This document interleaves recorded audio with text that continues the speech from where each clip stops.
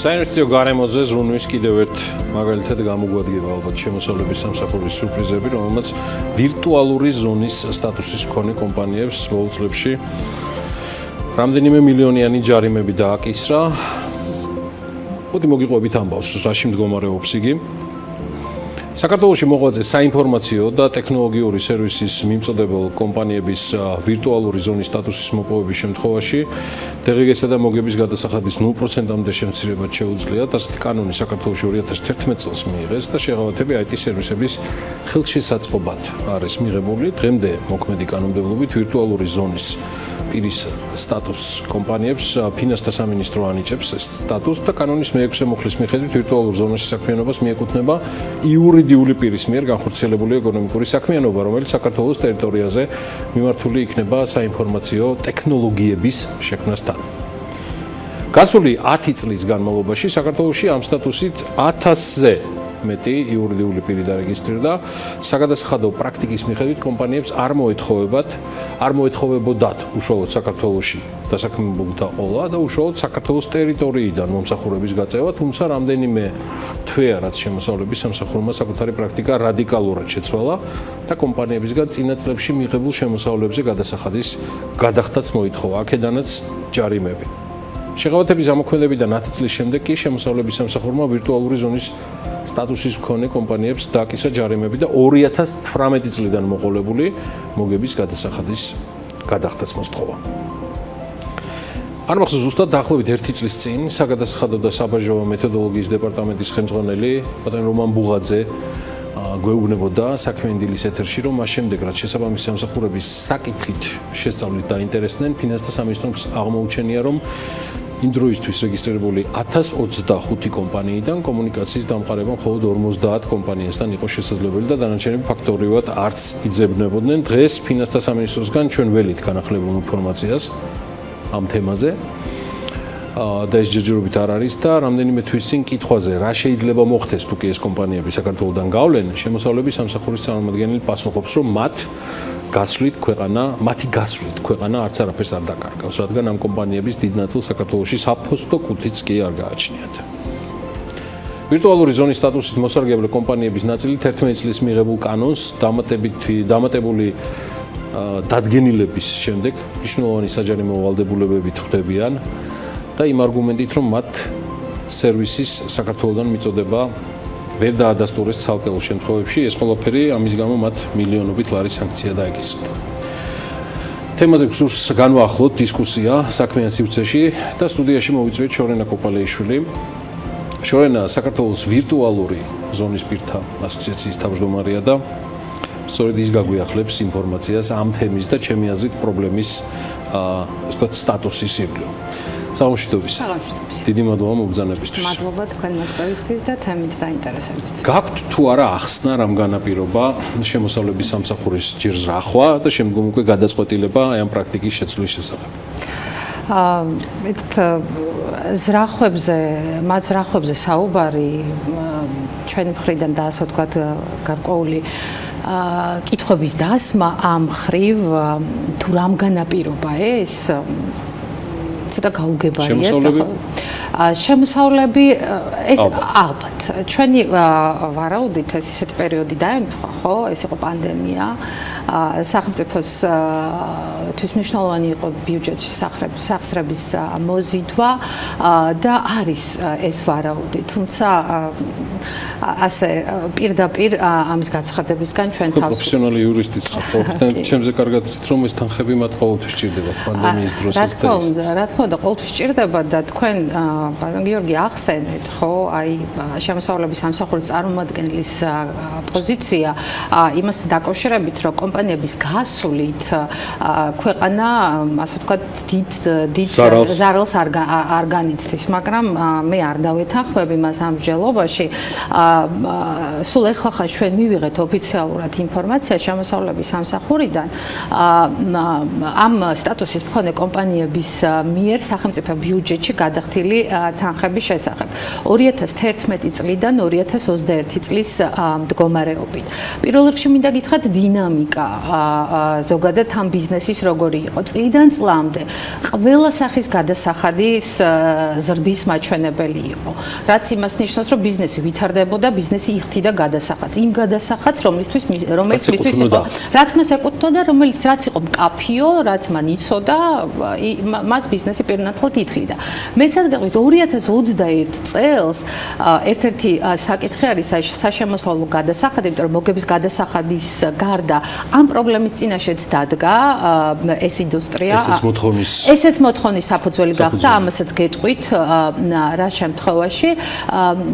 აი, მხოლოდ 2022 წელს სახელმწიფო ბიუჯეტში ამ კომპანიებისაგან შევიდა 24 მილიონი ლარი. ეს 21 წელია? მხოლოდ 21 წელი, კი ბატონო. და აი, ციფრები ალბათ ბევრად უკეთესად საუბრობს. შუანეთ, შეიძლება თქვა ამ 10 წლის მანძილზე აკუმულატიური გადასახადი რამდენი გამოვიდა ინდუსტრიას 2011-დან 21-ის ჩათვლით? ეს დაახლოებით ალბათ, გაჩნია რომ გადასახადს მთლიანობაში ეს ასობით მილიონ ლარზეა საუბარი. რა რეალობაშია დღეს ინდუსტრია? დღეს ინდუსტრია არ არის კარგ მდგომარეობაში, რეალობა ფაქტობრივად არ შეცვლილა. ამ თემაზე უკვე საუბარი მიდის მეორე წელია და თქვენ თავად შეხებიხართ ამ თემას არაერთხელ, მაგრამ სამწუხაროდ რაც იყო 2021 წელს იმ მდგომარეობაშია ფაქტობრივად ეხლა ინდუსტრია. ერთადერთი ასე ვთქვათ, რაც გვაქვს ჩვენ ამ ეტაპზე დამატებით ხელთ, ეს არის გადაწყვეტილებები, რომელიც უკვე გამოვიდა ფინანსთა სამინისტროს დავების საბჭოში. და ჩვენ ძალიან ველოდებოდით ამ გადაწყვეტილებებს, იმიტომ რომ საინტერესო იყო ჩვენთვის ზემდგომი ინსტანცია რა მიდგომით გადაწყვეტდა საქმეს, რამდენად გაიზიარებდა შემოსავლების სამსახურის პოზიციას და რა შინაარსია? შინაარსი არის ის, რომ ზოგადად დავების საბჭოც დაეთანხმა შემოსავლების სამსახურის პოზიციას და მიდგომას და ყველაზე სამწუხარო რაც არის ჩვენ არ ველოდით, რომ საფუძვლად ამ ყველაფერს ფინანსთა სამინისტროც დაუდებდა მეთოდურ მითითებას, რომელიც აი ამ თვეების განმავლობაში ორჯერ შეიცვალა უკვე, ესეც ალბათ მეტყველებს რაღაცეებზე და უკუძალის მიცემა დოკუმენტზე, რომელიც მიღებულია დღეს და ამ დოკუმენტით სამართლებრივ თეორიაში არ არსებობს, ახლა როგორც იურისტი გეუბნებით, მიეცა უკუძალის. მიეცა უკუძალა, ანუ ამ მეთოდური გამართლდა ის წინა პერიოდის. გამართლდა ის წინა პერიოდზე დარიცხული ჯარიმები და აი აქვე დავაზუსტებ აი ნაწილს, რაც ვახსენე საშემოსავლო გადასახადთან დაკავშირებით და ინდუსტრიას რეალურად რჩება, რომ რაღაც გამიზნულად ხდება ბიზნესის, არ ვიცი, გააკეთება ინფორმაცია, რატო მონიშნეს ეს ბიზნესი ესე? არა, იცით, ამ 24 მილიონი ლარიც არ არის. მცირე თანხა. ნამდვილად არ არის და აი ამ დისკუსიაში შესვლა და აი ამ ვარაუდებში შესვლა ჩვენთვის ნამდვილად არ არის საინტერესო, ჩვენ გვჭირდება შედეგი, ჩვენ გვჭირდება რომ შეიცვალოს ეს რეალობა, გადარჩეს ბიზნესი და ასევე ქვეყნის რეპუტაცია არ დაზიანდეს. საშემოსავლოზე არ დამავიწყდება აუცილებლად ფინანსთა სამინისტრომ მას შემდეგ, როდესაც დაავალა, ასე ვთქვათ, შემოსავლების სამსახურს ახალი მეთოდური მითითების შესაბამისად, ანუ გადაანგარიშება დარიცხული ჯარიმების, რამაც განაპირობა გარკვეულწილად ზოგიერთ კომპანიებთან ჯარიმების მომატება, ზოგიერთ კომპანიებში მოხდა ჯარიმების შემცირება ამ ახალი მეთოდური მითითების საფუძველზე. აქ შემოდის უკვე შემოსავლების სამსახური ახალი მოთხოვნით და თავს საგადასახადო კოდექსის 73 მუხლს, რაც გულისხმობს შემდეგს, რომ ენიჭება საგადასახადო ორგანოს უფლებამოსილებას შეცვალოს კვალიფიკაცია და ის ამბობს იმას, რომ შენ კომპანიის დამფუძნებელმა კარგით გავერკვიეთ, დავეთანხმეთ, რომ დამფუძნებელი იყო საქართველოში, მან აწარმოა პროდუქტი საქართველოს ტერიტორიიდან, რაც იყო ძირითადი არგუმენტი შემოსავლების სამსახურიდან, მაგრამ აქ იწყება დავა, რატო გაიტანე სახსრები დივიდენდის სახით და არა ხელფასის სახით, ხო? ну ესეთი მითითება თუ სადმე არსებობს, ხო? ეს უკვე ჩვენ პრობლემას გვიქმნის არა ზოგადად ამ კომპანიებთან მიმართებაში, არამედ ზოგადად იურიდიული პირების თან დამივართ დამოკიდებულებაში. ჩვენ ვახსენეთ შემოსავლები ასეულობით მილიონი ლარის, ну, დეკადურად 10-11 წლის განმავლობაში. შეგვიძლია თუ არა ვთქვათ, რა ჯარიმებთან გვაქვს შორენა საქმე, გამომდინარე იმ დარიცხებიდან, რაც ინდუსტრიის მიმართ განხორციელდა 2018 წლიდან მოყოლებული, სწორად ვამბობ. კი ბატონო, ჩვენს ასოციაციის შემოსული საქმეებით თუ ვიმსჯელებთ მხოლოდ, ეს არის 4-5 მილიონ ლარზე მეტი. 4-5 მილიონ ლარზე მეტი ჯარიმა. გამომდინარე იქიდან, რომ ორი ნაწილი რაც ეხება დავების საბჭოს. დავების საბჭო დასრულდა, მე როგორც თქვი ემზანეთ უბრალოდ ფინანსთა სამინისტროს დონეზე ეს ყველაფერი გასული. მე როგორც თქვი თქვენ ალბათ სასამართლოსთვის ემზადებით, ამაზე ცოტა მოგვიანებით. დავების საბჭოს არ ესწრებიან მხოლოდ ფინანსთა სამინისტროს უწყებები. იქ სხვადასხვა ინსტიტუტები არიან წარმოდგენილი. მე მაინტერესებს სხვადასხვა ინსტიტუციების პოზიცია. მაგალითად, ასოციაციას ქონდა თუ არა კონტაქტი ან კომუნიკაცია ბიზნეს ომბუდსმენის ინსტიტუტთან ან სხვა სამთავრობო წრეებთან აფილირებულ ბიზნეს სუბიექტებთან, რომელთაც ევალებათ კიდეც პრობიზნესული პოზიციის დაკავება. დიახ, რა თქმა უნდა, ასოციაციას ჰქონდა და დღესაც აქვს ურთიერთობა ამ საკითხთან დაკავშირებით არაერთ სხვა ასოციაციასთან, მათ შორის ბიზნეს ომბუდსმენთან. პირველ რიგში შევეხებით, რომ ჩვენ ძალიან თანამშრომლობთ აქტიურად ევროპის ბიზნეს ასოციაციასთან, რადგან ჩვენი ბენეფიციარების უმეტესი ნაწილი ეს არის ევროპელი ინვესტორები და დამერწმუნდა ძალიან რთულია გერმანელისთვის, ჰოლანდიელისთვის, ახსნა ავსტრიელი ინვესტორისთვის 10 წლის შემდეგ, როდესაც მას სახელმწიფო იმოულოდნელად სვლის დამოკიდებულებას და ჩვენ თანამშრომლობთ, როგორც გითხარით, ევროპის ბიზნეს ასოციაციასთან, ისინი ძალიან კარგად არიან ინფორმირებული ამ პრობლემის წინაშე. მათი მხრიდან მოხდა კიდევაც რამოდენიმე თვის წინ პრემიერ-მინისტრთან ამ საკითხის დაყენება. Ну, თუმცა ისე მოხდა გადამისამართება შემოსავლების სამსახურში და ფინანსთა სამინისტროში და თუმცა ვაგრძელებთ და ეხლა გეგმავთ კიდევაც დამატებით რაღაც სამუშაო შეხვედრის მოწყობას და მე იმეც ვიტოვებ, რომ შემოსავლების სამსახური და გადაწყვეტილების მიღები პირები იქნებიან კონტაქტურები და იქნება მზაობა. დიახ, ჩვენც იმეც ვიტოვებთ, იმიტომ რომ რეალურად ჩვენი ამოცანაც არის არა დავა ამაზე, არამედ საკითხის გადაწყვეტა, იმიტომ რომ რა თქმა უნდა, იმიტომ რომ ოცნებთ აღნიშნოთ, რომ ქვეყნის რეპუტაცია ძალიან ჩვენ რამდენად არის თემა ინტერპრეტირების საგანი, ანუ ძალიან ხშირად საგადასახადო დავებისას სუბიექტებს ქონიათ დავა სწორედ ინტერპრეტირებიდან გამომდინარე.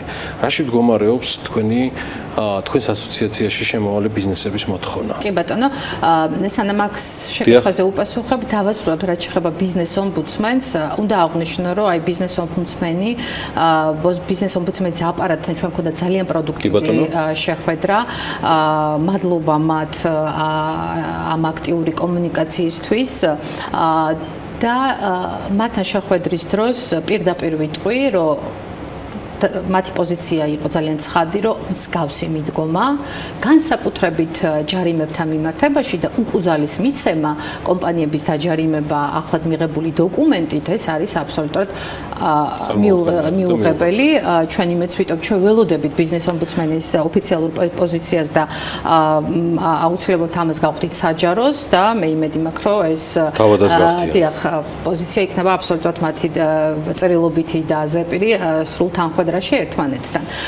და რაც შეეხება ინტერპრეტირებას, ზოგადად სამწუხაროდ კანონი გვაძლევს ამის საფუძველს. დიახ, რეალურად სწორედ ამან განაპირობა მთელი ეს დისკუსია, ხო? იმიტომ რომ ჩვენ მოვისმინეთ შემოსავლების სამსახურის წარმომადგენლის პოზიცია, რომ საქართველოში იურიდიულ კომპანიებმა, აუდიტორულმა კომპანიებმა არც თუ ისე კვალიფიციური კონსულტაცია გაუწიეს თავის დროზე 10 წლის წინ ვირტუალური ზონის პირებს და ამან განაპირობა შეცდომაში შეყვანა მოხდა კომპანიების, ხო? მაგრამ 10 წელიწადი ხო 10 წელიწადიც რა არის საკმარისი დრო იყო რომ ემუშავა. ემუშაოთ, რა თქმა უნდა, სწორედ ამაზეა ლაპარაკი, რომ 10 წლის განმავლობაში კომპანიებთან მიმართებაში არ ყოფილა არანაირი შეკითხვა, არ დასმულა, არ დამდგარა კითხვითი ნიშნის ქვეშ კომპანიების საინფორმაციო პროდუქტის შექმნა, მათი საქართველოს ტერიტორიიდან მიწოდება და შესაბამისად მსგავსი პრაქტიკის ფონზე ბიზნესისთვის გონირვულ ფარგლებში ვერ განჭვრიტავდა ამ რისკებს ბიზნესი, რომ შეიძლება ესე ყოფილიყო. არ მოხდა არანაირი ცვლილება კანონმდებლობაში, ხო? ანუ ბიზნესმა ეს ყველაფერი დაიწყო იმის გამო, რომ ესეთი კანონმდებლობა შეიქმნა 2011 წელს, სადაც მოგებული რჩებოდა სახელმწიფო, როგორც გადასახადის მიმღები და ბიზნესი, როგორც მოგების მიმღები და 10 წლის თავზე კიდე იცვლება. იცვლება და რეალურად მიზანი ამ კანონის მიღების ხო, იყო ნამდვილად ძალიან სწორი. პირველივე მუხში ჩვენ ვკითხულობთ, ხო, იმას, რომ ამ კანონის მიზანი იყო ინვესტიციების მოზიდვა და ინვესტორებისთვის და კონკრეტული ინდუსტრიის სახალისება. ინდუსტრიის სახალისება. ეს ესეც მოხდა. ინვესტორების მოზიდვა მოხერხდა, უბრალოდ სამწუხაროდ მათი შენარჩუნება ვერ ხდება და ჩვენთან ყოველდღიურად უბრალოდ ეს ინვესტორები პირადად ერიდებიან, იმდენად ცრუებული აქვს და პირადად ერიდებიან ამას საუბარს, მაგრამ ეძებენ სხვა იურისდიქციებს საშეყავათოს და უბრალოდ კარგი დღეს რომც მოგვარდეს, რა გარანტია გვაქვს ჩვენ, რომ ეს არ განმეორდება 5 წელიწადში, 10 წელიწადში, შესაძლოა. ანუ ეს არასტაბილურობის განცდა და ბიზნესისთვის ეს დამანგრეველია მოკლედ. ჩვენი საუბრის ბოლოს მითხარით თქვენი ასოციაციის შესახებ. ის არის უფრო აი ამ პრობლემებიდან გამომდინარე შექმნილი, თუ მას აქვს სხვა უფრო დიდი სურათი, მე მაგალითად კითხვა მიჩნდება, რამდენად დეფინირებულია თუნდაც ფისკალური სამსახურებისთვის IT ინდუსტრია როგორც ასეთი, იმიტომ რომ თუ ჩვენი სწავახალისეთ 10 წლის წინ და შევძელით 10 წლის თავზე ინტერპრეტირება და შეცვლა თან უკუძალით იმგვარად, რომ დღეს დავბეგროთ სხვადასხვა არგუმენტებით რა არის ასოციაციის მიზანი და დღეს ვინ არის ამ ასოციაციაში გაწევრიანებული შექმნა? უნდა ვიყოთ ობიექტურები და აღვნიშნოთ, რომ ასოციაციის შექმნა განაპირობა სწორედ იმ რეალობამ, რომელშიც აღმოჩნდა ეს ბიზნესი, ხო?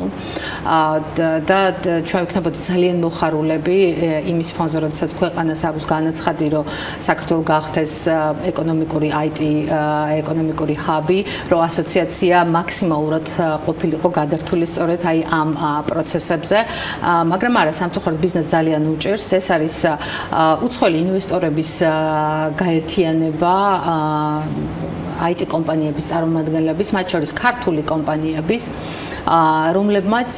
რომლებიც ძალიან დაზარალდნენ ამ არსებული საგადასახადო მიდგომით.